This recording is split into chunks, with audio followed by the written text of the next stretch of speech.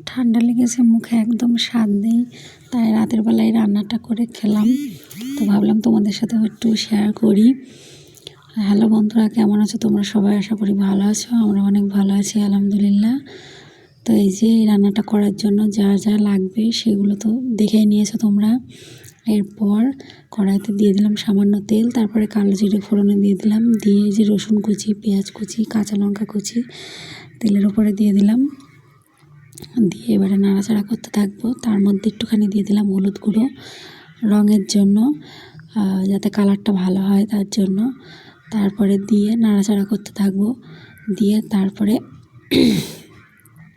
যে শিমটা বাটা করে রেখেছিলাম সেটা হচ্ছে দিয়ে দেবো তার মধ্যে, দিয়ে হচ্ছে নাড়াচাড়া করতে থাকবো যাতে নিচে লেগে না যায়। ওই জন্য, কারণ এই ধরনের এই রান্নাগুলো করতে গেলে অনেক সময় কড়ার নিচে জড়িয়ে যায়। তো নাড়াচাড়া করতে থাকছিলাম, এর মাঝখানে আবার এই যে বাবু বলছিল আমার কাছে একটু দাও মা, আমি একটু রান্না করি। তো ও রান্না করছিল আমার সাথে সাথে।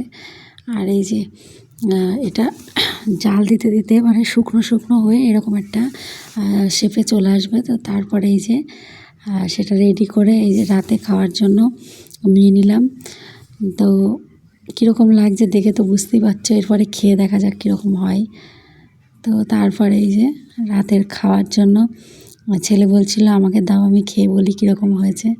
তো এই যে তারপরে ছেলের মুখ থেকে শোনো কী শব্দটা বার হয়েছে, ওয়াও কথাটা বার হয়েছে।